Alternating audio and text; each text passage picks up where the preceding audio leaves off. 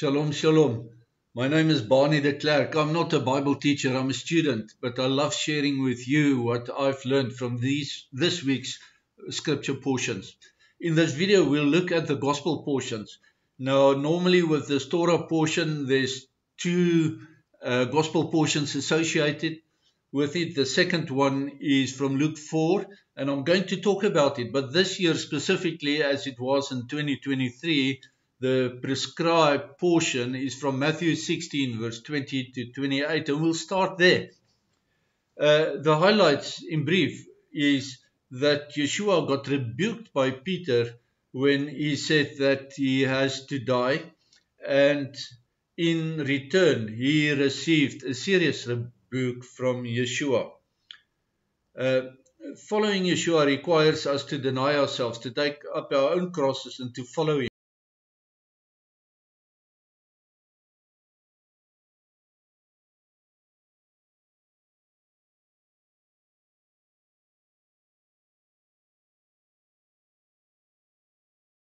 Not in philosophy, but in practice. And in those words, Yeshua quoted Jeremiah 17, verse 10 from this week's prophets portion.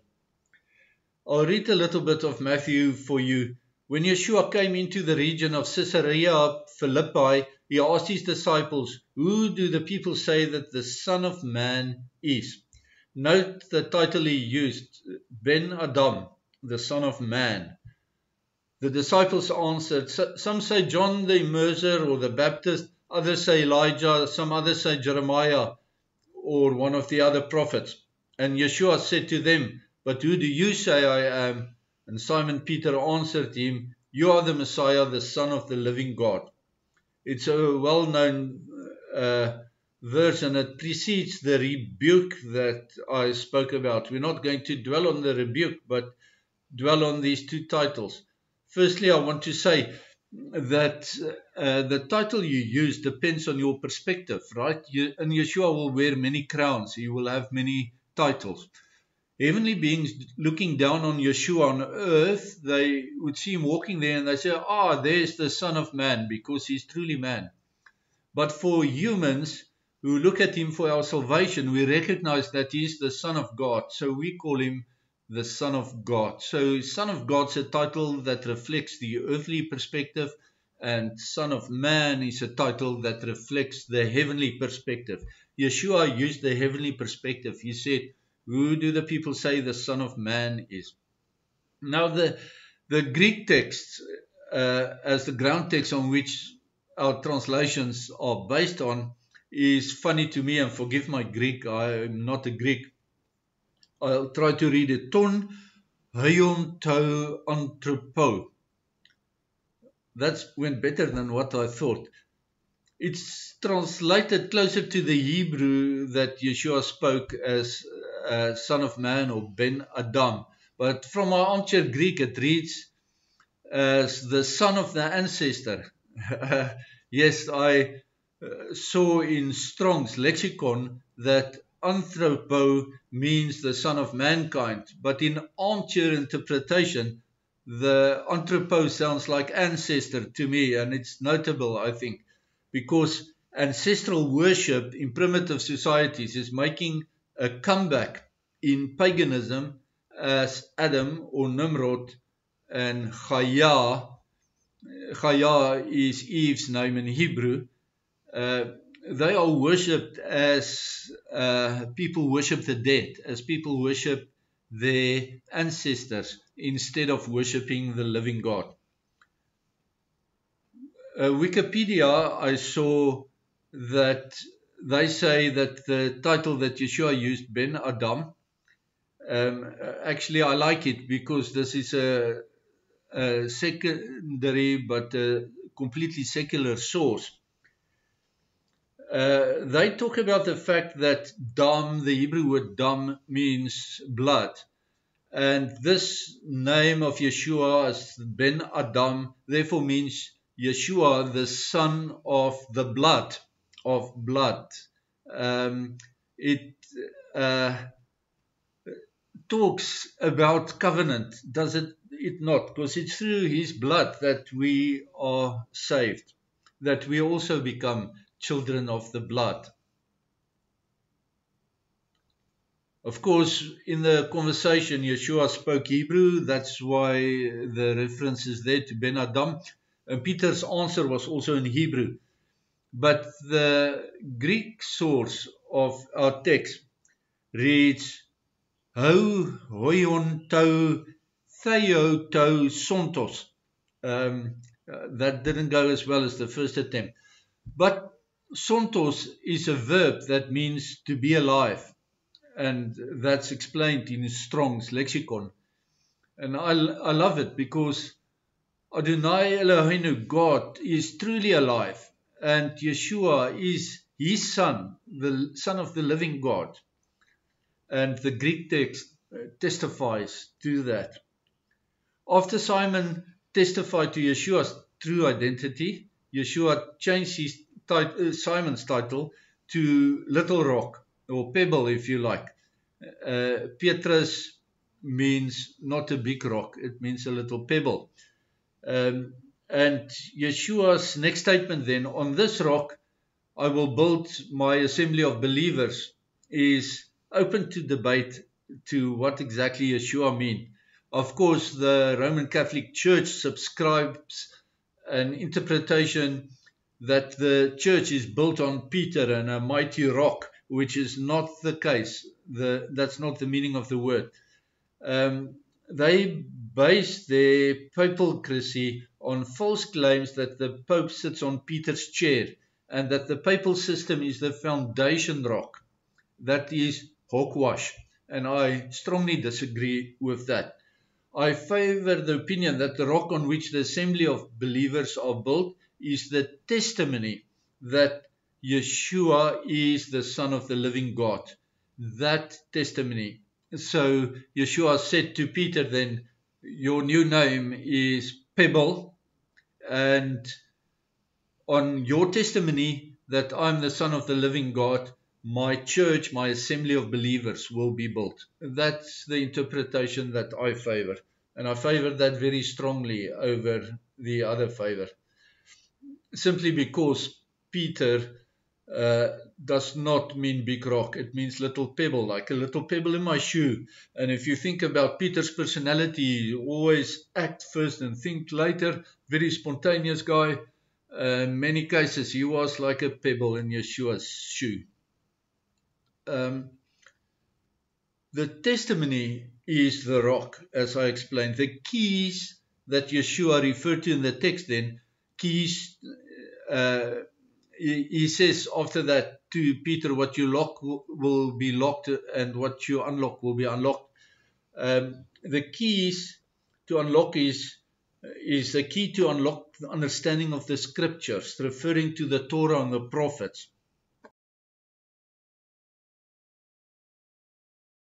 Within the Tanakh, the Old Testament, and it reveals Adonai's kingdom to everyone who has the keys of understanding. These keys or interpretation principles permit to be followed on earth and not the other way around. Proof of what I'm saying is in the fact that the heavenly aspect is written in the past tense in the scriptures, while the earthly part is written in the present tense. So it's clear that the keys enables us to permit to unlock or to forbid, to lock away on earth as things already was in heaven, not the other way around. In testing my understanding, I sought scripture to interpret the scripture above, and I found that my interpretation fits very well with the Lord's Prayer, in which we pray, let your will be done on earth as it is in heaven. There too, earth is mentioned first and heaven after that, but it is, please let your will be done here below as it is above in heaven. I found absolutely no scripture in the Bible that could confirm the other way around, that what is done on earth either permits or forbids the heavenly things. That would have been very strange to me, even though I know in pop theology that is how it's taught. It is wrong. There's no confirmation of that in the Bible. It's only power-hungry and false theologians who interpret it to mean that heaven follows the earthly authority. Beware of those people. They have absolutely no authority to tell you the lies that they are telling. The keys to unlock on earth is in the present tense, in the scripture. The things that have previously been ordained in heaven are written in the past tense, like it's always been, it's permanent in eternity. Then the expression of the keys, whatever you lock on earth will be locked in heaven, is already locked in heaven. You can just lock or unlock it on earth. It refers to unblocking of blessings by keeping the Torah, and in this we find the link to this week's Torah portion as well. It is not about it's not the keeping of the commandments that brings our salvation, no, but rather we aspire to keep Adonai's commandments in gratitude and in love for what he has accomplished for us, for our salvation. Isn't it so that if you love somebody, you like to do the things that pleases them? Therefore, we keep the commandments in order to please our Creator God, our husband, as we will be the bride. It is keeping the commandments is the mechanism, the key through which being blessed is unlocked.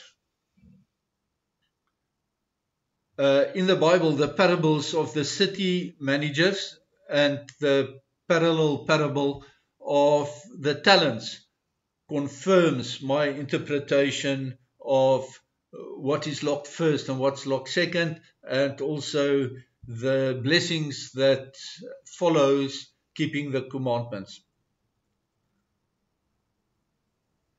And then the scripture from Matthew ends with a problematic verse. He says, don't tell anybody that I'm Mashiach. Did Yeshua really not want anybody to know that he's the Messiah? In this, I read almost half of the 41 commentaries that's available on BibleHub.com. And of the half of them that I read about Matthew 16 verse 20, only Meyer's New Testament commentary touched on what I believe to be, I suspect to be the case. And that is that Yeshua understood that Israel's expectation was for the Messiah ben David, the son of David, the conquering king. They wanted the son of David to come and kick the Romans out and restore the kingdom in Israel. Of course, that's going to happen when he returns. And Yeshua didn't want to promulgate this wrong perception, because in his first coming, he came as the leper Messiah, as the Messiah ben Joseph, referring to Joseph, the prisoner of the Egyptian king in the Tanakh. But also remember that Yeshua's earthly father was called Joseph as well. His adopted father, not biological father, of course. So he literally was Mashiach ben Yosef, the suffering servant. As his role in his first coming was the latter, he wanted to cool the former expectation of Mashiach ben David. He wanted to cool that down. When he returns, he will restore the kingdom. I'm sure you probably know by now, but just to create the background, in Judaism, one of two Messiahs is expected to come, either Messiah, the son of David, or Messiah, the son of Joseph. And with reading the Brit Hadashah, we understand that it's both. First, the suffering servant, Messiah ben Yosef, and then later on when he returns, which will be soon, he will come as Mashiach ben David, the son of David, and he will then restore the kingdom. The house of David, but also Adonai's kingdom on earth will be restored. And that's all I have to say about the gospel portion from Matthew. let's briefly look at the gospel portion of Luke. This was the associated gospel portion in 2024, last year. But it's so fascinating to me that I just can't leave it alone.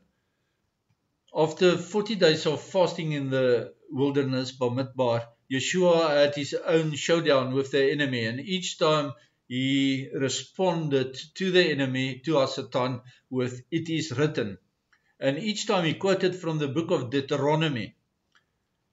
And then when he returned from Bamidbar, from the desert, he went around to different towns, and in this gospel portion we read of him going to synagogue on Shabbat and reading the prophet portion. But before we go there, just a quick remark that some pastors teach that the Torah has been done away with, and and I ask, if Yeshua thought that the book of Deuteronomy was a good source to quote against onslaughts from Satan, then who do these pastors think they are? If it was good enough for Yeshua, it's not good enough for you? Come on. You must be smoking your socks. What paper-thin false theology are you proclaiming? I propose that people who say that the Torah has been done away with, they are preparing the way for the man of lawlessness. That's why they say the man of Torahlessness. There's no Torah. If you want to see what lawlessness look like, watch your TV newsreel. You'll see examples of lawlessness in the world. And if you go to a church where the pastor is proclaiming lawlessness, Torahlessness, take a sobering thought about that. That's not a church you want to belong to. Please find a spiritual home and not a false teacher. If Deuteronomy was a good weapon to use in the hands of Yeshua, then surely it should be our go-to weapon as well. And I want to say even more so in the light of Ephesians 6 verse 11. Beware false teachers, they're preparing for the man of Torahlessness. That's 2 Thessalonians 2 verse 3 to 10. And in that the Greek anomias from 2 Thessalonians 2 verse 3 and 2 verse 7 is also used in Matthew 23 verse 28 and in Titus 2 verse 14. They do so by removing the Ephesians 6 or 17 swords from your weaponry. Ephesians 6 is the sword of the Spirit and the weapons of the Spirit, and the sword is the word of God. And what these false teachers are doing is they stealing your sword from you so that you cannot launch a counterattack to the enemy when the enemy comes for you, and he's going to come for you. And these pastors are betraying you. They are disarming you ahead of the battle.